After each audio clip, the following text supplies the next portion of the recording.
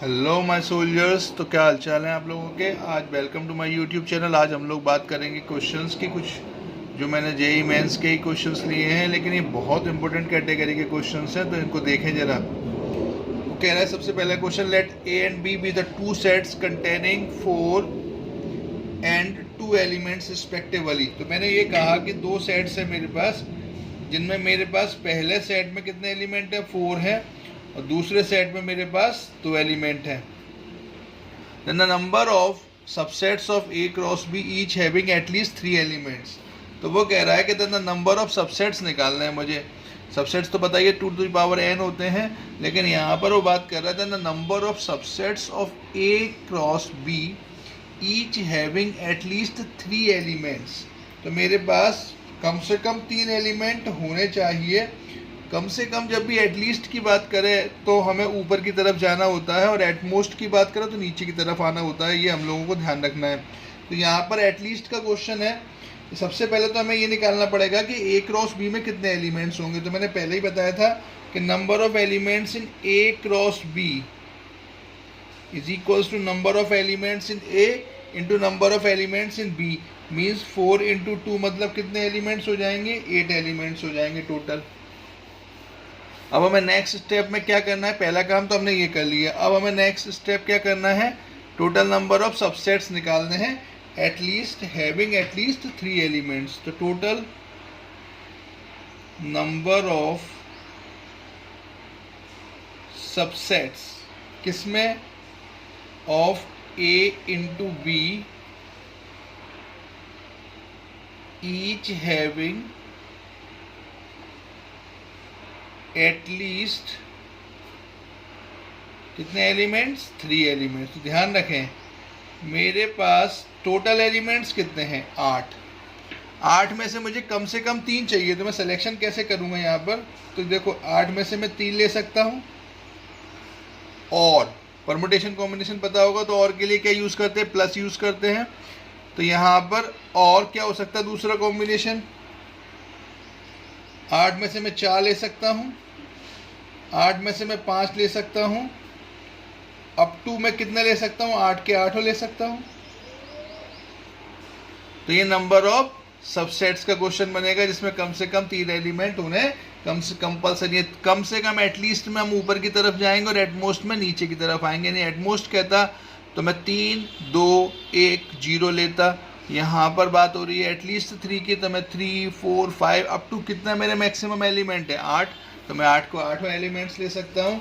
तो एक फॉर्मूला तुम लोगों ने पढ़ा होगा, NC0 plus NC1 plus NC2 up to NCN। तो ये होता है 2 to the power n। तो यहाँ पर हम सेम कंसेप्ट यूज़ करने वाले हैं। तो यहाँ पर एक चीज़ तो कंफर्म हो गई कि मेरे पास 8 से 3 से स्टार्ट है, तो मुझे क्या क्या ज़रूरत है, 0 की ज़रूरत है। तो मैंने क्या किया, इसको मुझे दिख रहा है ये कहाँ तक जा रहा है, n तक जा रहा है। 8 से 8 तो हो रहा है, इसका मतलब इसका जो आंसर बनेगा वो 2 की पावर 8 बनना चाहिए। लेकिन इसमें एक प्रॉब्लम है, इसमें कौन कौन सी टर्म नहीं है, 8C0 नहीं है, 8C1 नहीं है, 8C2 नहीं है, 3 टर्म्स नहीं है। तो 3 टर्म्स हम प्लस करेंगे और 3 टर्म्स माइनस करेंगे। तो जब हम 8C0 plus 8C1 plus 8C2 करेंगे तो ये पूरा कंप्लीट हो जाएगा 2 की पावर 8। लेकिन जब हम मैथ्स में प्लस करते हैं तो हमें माइनस भी करना पड़ता है। तो मैंने इसी चीज़ को माइनस भी कर दिया। ये मेरा कंसेप्ट कंप्लीट हो गया। तो ये मेरा पूरा आंसर बन गया है, यानी 2 की पावर 8 तुम लोगों को पता है 256 होता है। NC0 ऑलवेज 1 होता है, NC1 n होता है, और NC2 होता है an into n minus 1 upon 2। ये डायरेक्ट कुछ चीज़ें तुम लोगों को परमुटेशन कॉम्बिनेशन से पता होनी चाहिए। तो ये डायरेक्ट मेरा आंसर बन जाएगा। इसको सब्ट्रैक्ट कर लो, ये हो गया 28 29 और 37 तो 256 और 37 ये हो गया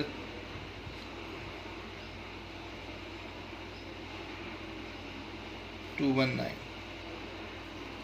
ये मेरा रिक्वायर्ड आंसर हो गया। तो सबसे पहले क्या करना है हम लोगों को, क्वेश्चन क्या था मेरा कि मेरे पास वो कह रहा है कि ए एंड बी दो सेट्स हैं जिनमें कि ए और बी में, ए में 4 हैं और बी में 2 एलिमेंट हैं, तो then the number of subsets of A cross B निकालना है। तो ए इंटू बी के लिए सबसे पहले हम ए इंटू बी में एलिमेंट देखेंगे, तो मैंने एलिमेंट निकाले, कितने एलिमेंट हो रहे हैं, 8 एलिमेंट हो रहे हैं। अब वो कह रहा है नंबर ऑफ सबसेट्स निकालो of A into B each having at least 3 element. तो एटलीस्ट के केस में हम लोग ये वाला कंसेप्ट यूज़ करते हैं कि कम से कम 3, तो ऊपर जाएंगे तो मैक्सिमम कहाँ तक जा सकते हैं, 8 तक। फॉर्मूला बनेगा ये, तो यहाँ पर 2 टू द पावर n होंगे, लेकिन यहाँ पर चूंकि 0, 1, 2 मिसिंग है, तो मैंने 0, 1, 2 प्लस किए, तो 0, 1, 2 माइनस भी करने कंपलसरी हो जाएंगे। तो इससे मेरा आंसर बन जाएगा फाइनली। नेक्स्ट क्वेश्चन, इस टाइप का क्वेश्चन बहुत आसान होते हैं। इस टाइप के क्वेश्चन को करने के लिए हम लोगों को कुछ ज़्यादा मेहनत नहीं करनी होती है। x इक्वल्स टू दिया हुआ है 4 to the power n minus 3n minus 1, n belongs to n है, तो सबसे पहले x को पकड़ लो, डायरेक्ट नेचुरल नंबर लेने हैं। तो नेचुरल नंबर कहाँ से स्टार्ट होते हैं, 1 से स्टार्ट होते हैं। मैंने पहले कहा सिंबल को फोकस करना बहुत ज़रूरी है, तो यहाँ पर 1 से स्टार्ट होगा, तो पहले 1 ले लो। तो यहाँ पर पहला एलिमेंट जो बनेगा मेरा वो आएगा 4 टू द पावर 1 माइनस 4 मतलब 0। अब ले लो 2, तो 16, 16 माइनस 7 मतलब आएगा 9। नेक्स्ट एलिमेंट कौन आएगा, नेक्स्ट एलिमेंट अगर मैं 3 लूँगा तो मेरा नेक्स्ट एलिमेंट बनेगा 50।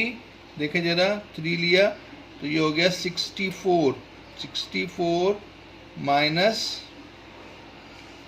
10 तो 54, ये डॉटेड होता जाएगा। बस x आ गया मेरा। सिमिलर y ले लो, y में क्या है, फिर से नेचुरल नंबर 1 लिया तो 1 माइनस 1 0 हुआ। नेक्स्ट लिया 2 लिया तो 2 माइनस 1 1 तो 9 आया। 3 लेंगे तो कितना आएगा, 18 आएगा। इसका मतलब जब हम यहाँ पर x यूनियन y करेंगे तो ऑब्वियस सी बात है, यूनियन तो तुम लोगों को पता ही होगा यूनियन कैसे निकालते हैं। तो यूनियन करने के लिए मैं सभी एलिमेंट्स को लिखूंगा, रिपीटेड एलिमेंट्स नहीं लिखे जाते। तो 0 आएगा, 9 आएगा, 9 के बाद 18 आएगा, 18 के बाद यहाँ पर कोई और टर्म आएगा। जैसे मैंने मान लो कोई और टर्म लिया तो 4 लिया तो 4 आएगा, तो 3 तो 27 भी आ जाएगा यहाँ पर, तो 27 ले लेंगे। इस तरीके से ये चलता जाएगा। तो कुल मिला के ये मुझे क्या दिख रहा है, ये मुझे दिख रहा है y 0, 9, 18, यानी ये टर्म्स कौन सी रिपीट हो रही हैं, y वाली टर्म्स रिपीट हो रही हैं, यानी ये मुझे टोटल दिखाई दे रहा है y बनता हुआ। Hence the answer is Bombay. बहुत ही सिंपल क्वेश्चन होते हैं इस टाइप के, तो आई थिंक ये क्वेश्चन समझ में आया होगा। नेक्स्ट क्वेश्चन की बात कर लेते हैं जरा। एक क्वेश्चन मैंने देखा था, ये भी क्वेश्चन आया हुआ है। वो पूछ रहा है कि इसकी वैल्यू बताओ, what is the value of 1 minus 2 plus 3 minus 4 plus 5 up to 101। इसका वो वैल्यू आंसर दे रहा है मुझे 51, 55, 110, 111। सबसे पहले मुझे ये दिख रहा है यहाँ पर कि टोटल टर्म्स 1 से स्टार्ट हो रही हैं और कहाँ तक जा रही हैं, 101 तक। तो एक चीज़ तो कंफर्म हो गई कि यहाँ पर मुझे 1 से लेके 101 तक जाना है। लेकिन यहाँ पर एक प्रॉब्लम है, कुछ टर्म प्लस में और कुछ टर्म्स माइनस में है। तो जब कुछ टर्म्स प्लस में होती हैं, कुछ टर्म्स माइनस में होती हैं, तो हम लोग क्या करते हैं, पहले प्लस वाली एक साइड कर लो और माइनस वाली टर्म्स को एक साइड कर लो। तो मैंने क्या किया, इसको लिखा 1 प्लस 3 प्लस 5 अब टू लास्ट टर्म क्या आएगी इसकी 101। एक तो ये मेरा ब्रैकेट हो गया कंप्लीट, ऑड नंबर्स।